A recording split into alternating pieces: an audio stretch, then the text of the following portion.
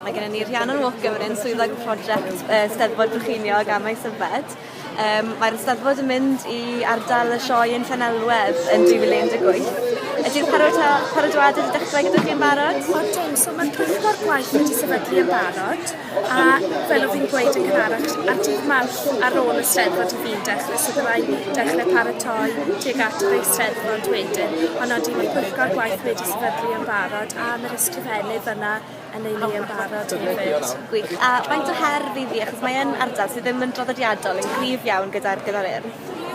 Wel, bydd e'n her mawr i dechrau gweithgaredde yna, ond fi'n rili edrych ymlaen i'n trefnu gobeithio dros yr wythnosau nesaf, byddai'n ymweld gyda'r ysgolion i gyd yn yr ardal, dechrau cyflwyno fy hun i'r ysgolion, a dechrau'r bwrlwm tuag at yr Eisteddfod, achos fi'n meddwl bod e'n cyfle gwych.